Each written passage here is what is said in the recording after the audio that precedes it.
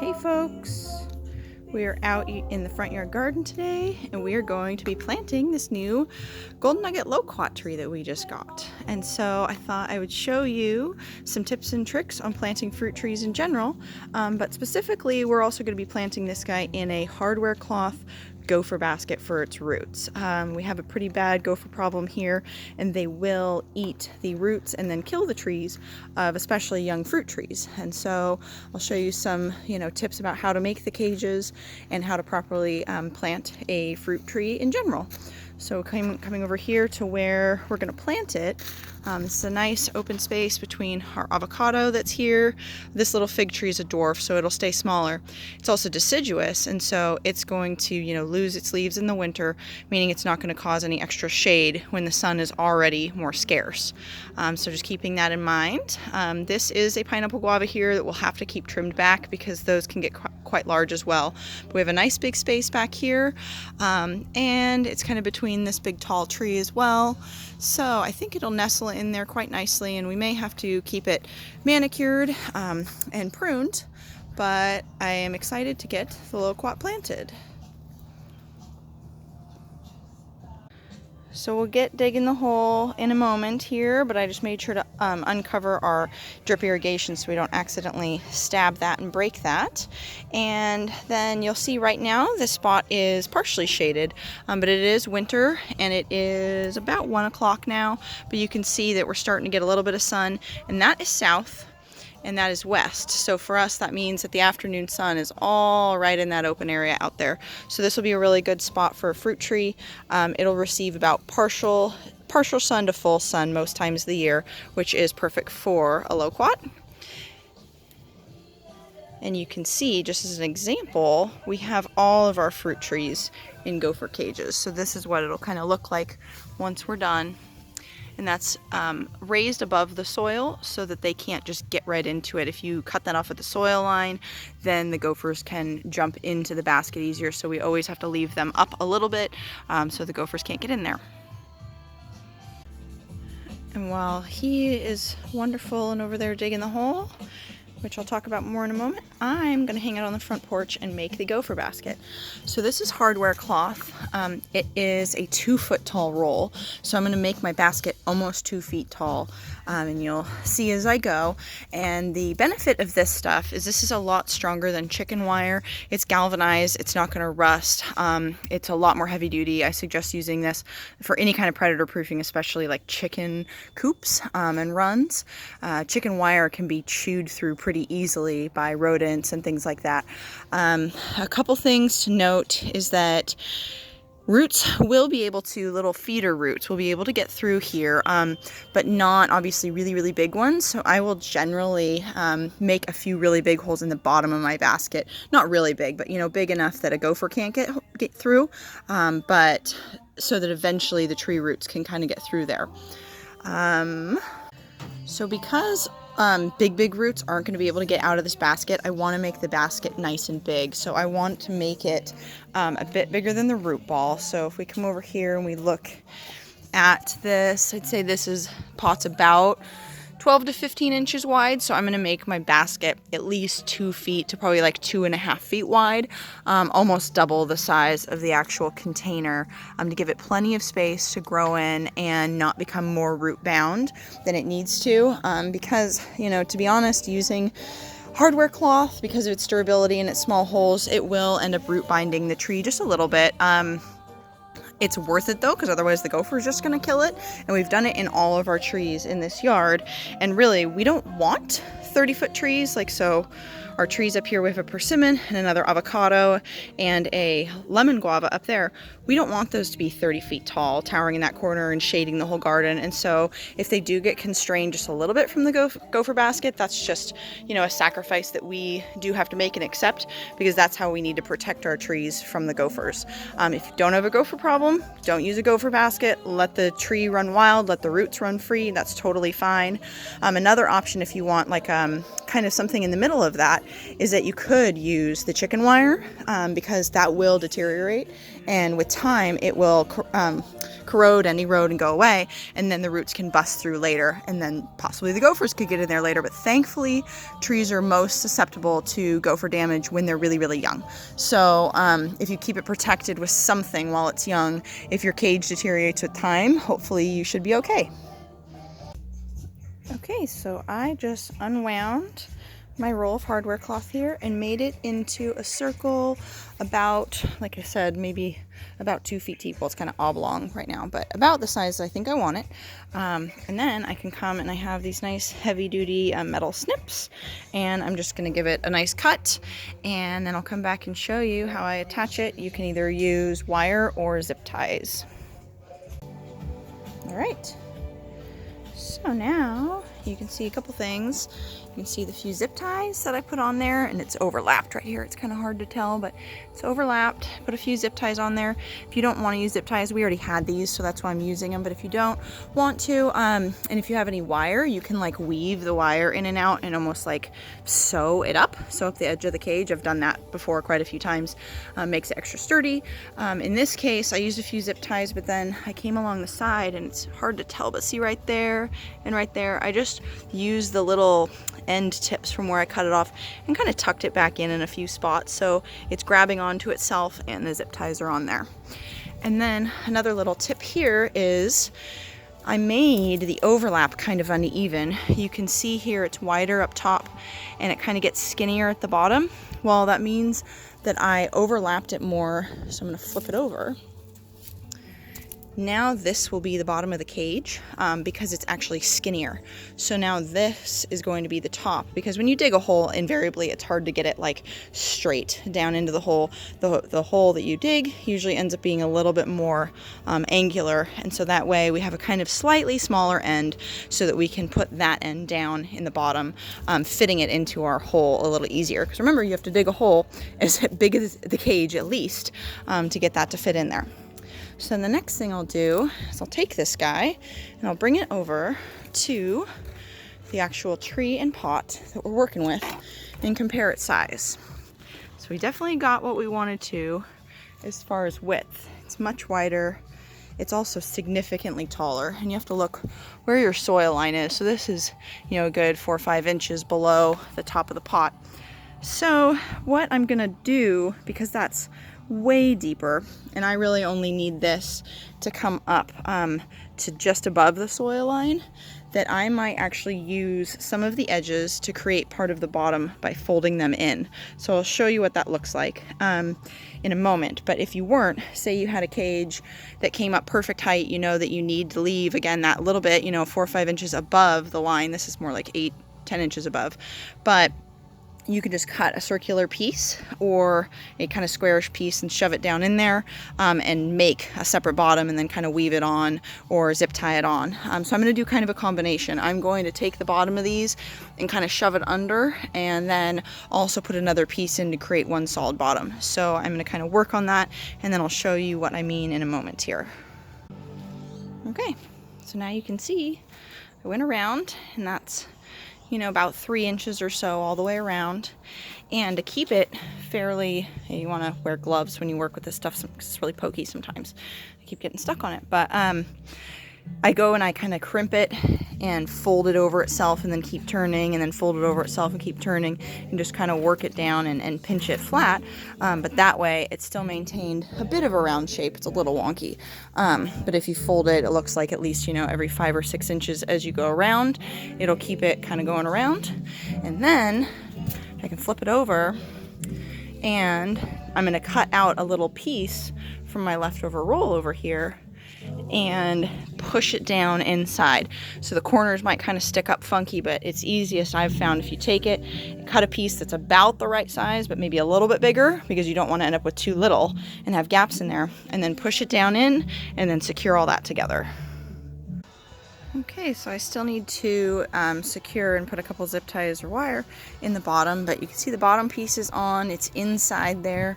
And what I did, it's gonna be kind of hard to see, but you can kind of see where the corner is there. So it's just a square piece, corner there, corner over there, and one here. I put the square piece in, try to keep it as even as possible on the way down so it stays centered, and then I actually just get in here and I kind of stamp down the corners and bend it that way and get it all smushed in, and it just kind of bent into place, and now it's all nice and flush and flat, and I can go back and add a couple little zip ties. All right, I've got all the zip ties on there.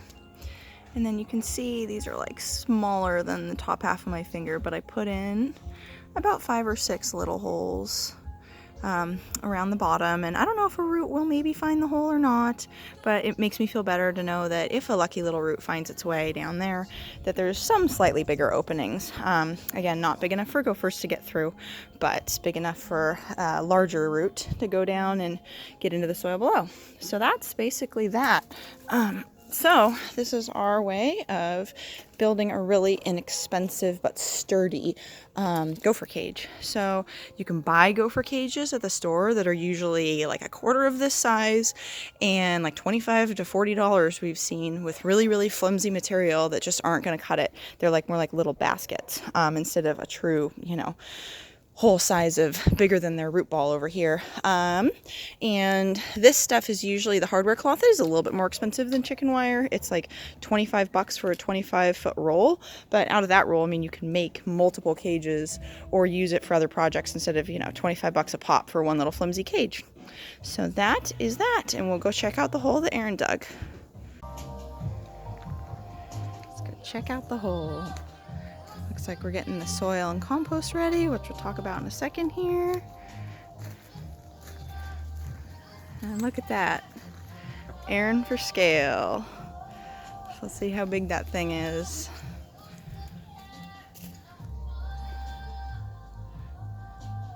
Thank you. Yeah, you can get out now. Thank you. So, looks like he did a nice big hole and fits my basket easily. So look at that. I love that. Perfect.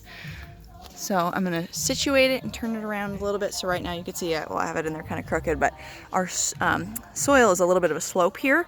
So I'm going to try to tilt the basket a little bit so that the front here isn't sticking way up and the back barely up at all. So I'm going to work on situating this for a second, and I'll be right back. All right, check it out.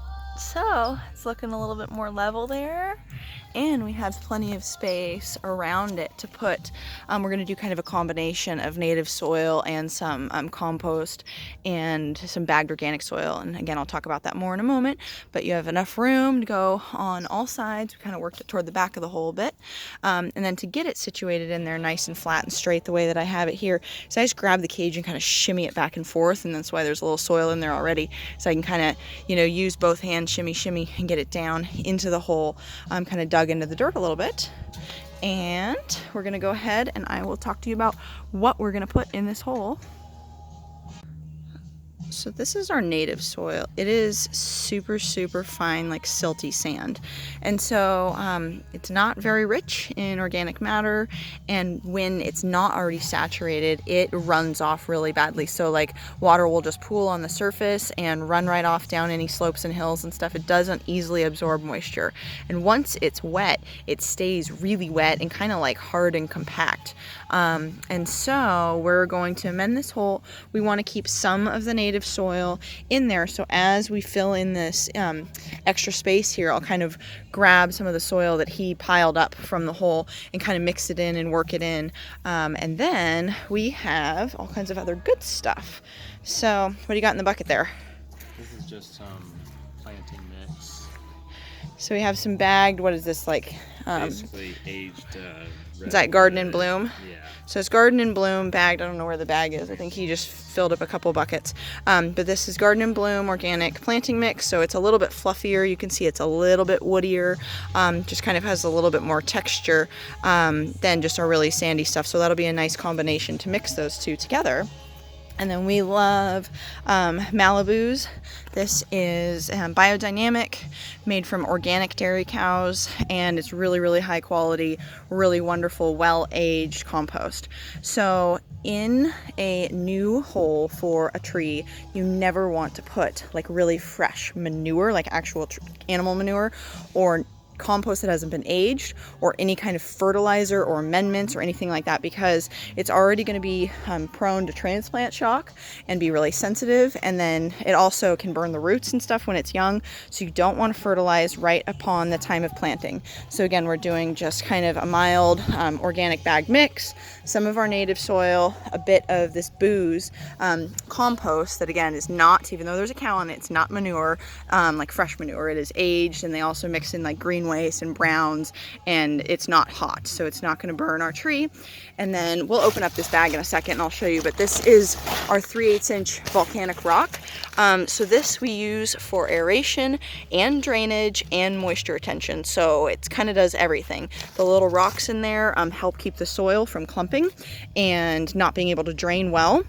But they also, each piece of rock serves as like a surface for moisture retention and for microbial life, and it's just a really great amendment. So we're going to mix a few bags of that, a few bags of the compost, a little bit of the native soil, a little bit of potting soil. So this is not a commercial for booze, but I just wanted to show you actually what is in this compost. So it is dairy cow manure, but again, from organic dairy farm. And then they have straw, some wood chips, concentrates of yarrow, chamomile, valerian, stinging nettle, dandelion, oak bark. So all kinds of great stuff that's in there. And then it's aged really well for a long time. And so it's not hot, it's well balanced, nice and rich.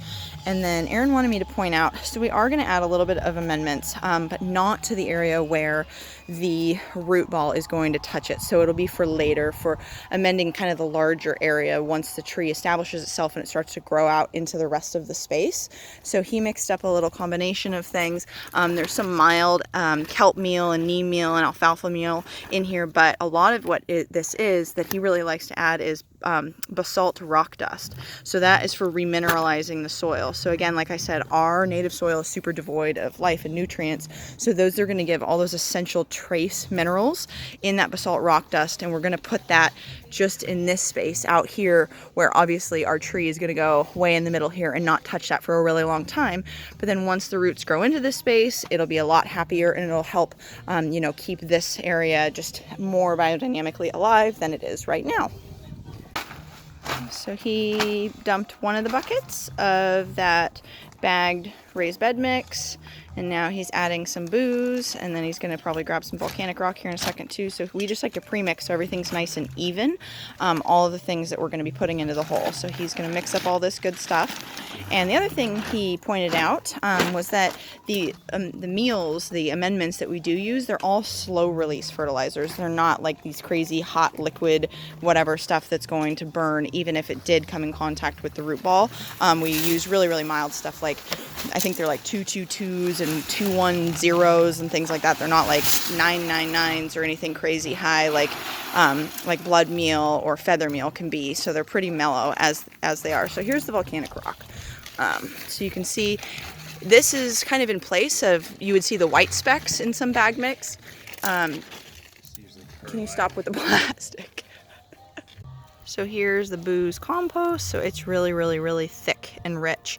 And that's why you definitely don't want to use just too much compost or straight compost either, because sometimes it can become almost, too compact and clay and not allow proper drainage. So mixing it with the volcanic rock is what really allows that proper drainage. So in some bagged garden mixes, you'll see white dots, and that'll be either perlite or pumice. And this is kind of in place of that. But you can see all of its little spaces and surface area, so it holds moisture, but it also keeps all of this stuff from clumping up. And another note is that this is all instruction for how to do a tree that is already in a container, like a big ball or a root ball in a container already, not a bare root tree. A bare root tree is going to have a lot different process, and we don't usually get bare root trees, so I'm not going to speak on that. But I know that you make a mound, lay the roots over it, and they're a lot more sensitive, and you have to be extra careful with them because they're exposed. And so I just came over to our worm bin, and I'm going to pick out some worms to add to the planting hole too, because they're going to continually aerate and fertilize the soil, crawl through it, keep it nice and rich and biologically active, create little air pockets and drainage and move nutrients around for us, because worms are a living soil amendment. And we'll also treat this tree with some of our aerated worm compost tea and things later next time we make a batch. We don't have enough worm castings in our worm bin right now to put a whole lot in the hole, but I'll harvest a little bit. But I'm going to grab a few worms too. Alright, so we got a little bit of soil down in the bottom. We're going to add more, but I just wanted to show you. We sprinkled some of the amendments down around into this space. Kind of hard to see them, but you can see like the powder, the gray powder there. So we sprinkled the amendments around, and then I'm just going to kind of take turns adding some of the soil. You can see how nice and mixed and kind of fluffy it is now. I'm just going to add that by the bucketful and then kind of work in some of the native soil around the edges too as I go, so it kind of mixes about 50-50. Okay, so we've been mixing just a little bit of soil into the bottom, but mostly working on filling the outside space, because you obviously don't want to fill up your inside until you have your tree in there. But I'm trying to make sure I'm going really around the cage too, and making sure to fill any big empty voids and not leaving big old air pockets anywhere. So trying to work my hands all the way around, not necessarily compacting it, but just mixing it, and again, making sure that there's no big air spaces left behind. And then, once you get it fairly full, which it is now, we're going to actually grab the tree, bring it over here, set the pot down inside the hole, and see where we're at. If we need to add a little bit more soil or even pull some back out before we put the tree in there, because your goal is you want the root ball, the base of the tree, to be at the soil line or even just a few inches above, because you don't want it to sink down and cause pooling around the base, and it will probably settle and sink a little bit. So to be on the safe side, plant it just a little bit higher, because you never want to actually bury up around the trunk. So just a tiny bit higher than the soil level, and we'll go grab the tree and see what we're working with. All right, I always like to check out the tree from afar, make sure the angle and the layout of the branches and that it's straight up and down, and that's looking pretty good to me. So what we did is we set the bucket in there, or the root ball, and it was still a little low, so we built it up a little bit, and we're still gonna fill in this and build it up more. But we built it up, set it back down in there, but before we put it back in, using those heavy duty clippers, I cut out the bottom of the pot first.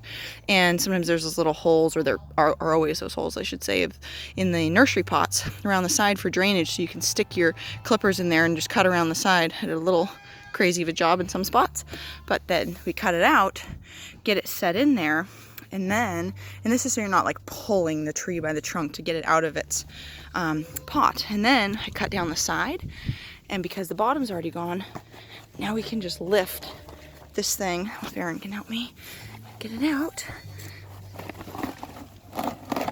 And there's that. So there goes the pot.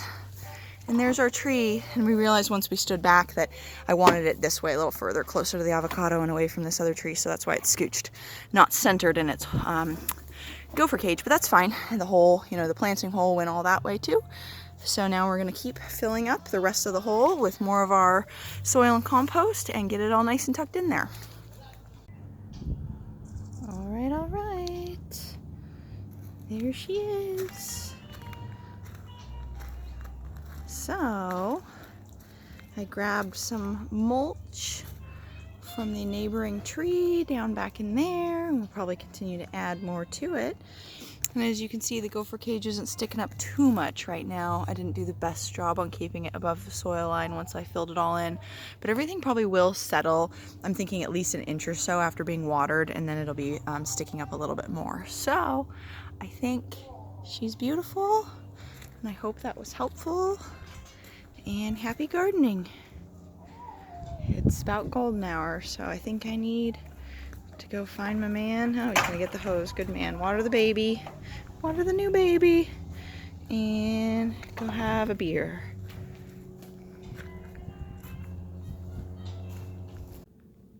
Okay, so it's the next day, and I was just watching back over the videos and editing them all together into one, and there was a couple of things that I didn't either mention or emphasize enough, so I just wanted to do one quick little recap here.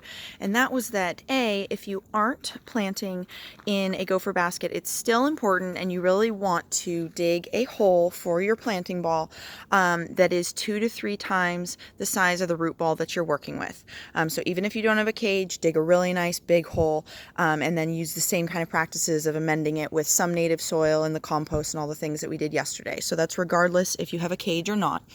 And the other thing I really wanted to point out for you folks to see here is that the base of this trunk here, this is the soil that was in the pot. So we did not mound up any additional soil. A little volcanic rock got up there, but we didn't mound up any mulch or compost or soil up around the trunk because they can rot, and you want them again kind of elevated and to promote drainage and runoff and watering around here. And so we mulched with, he used a little bit of comfrey. This is a really great biodynamic accumulator, some leaves. We're going to keep kind of mulching the top here, and then we might end up putting a little bit of bark around the end here. But yes, you don't want to pile up any mulch directly around the ring. So if we put bark here, we leave a nice, few inches around the whole thing here. And then we watered it nice and deep. So you saw Aaron grab the hose out yesterday. We watered it and gave it a nice deep water. And when trees are new, until they get established, you want to give them a good deep watering at least once a week, if not a couple times a week, just depending on your climate and the season that you're doing your planting. So keeping it watered, keeping it happy. And then I think that was it. So I hope that was helpful. And I guess I'll see you guys next time around.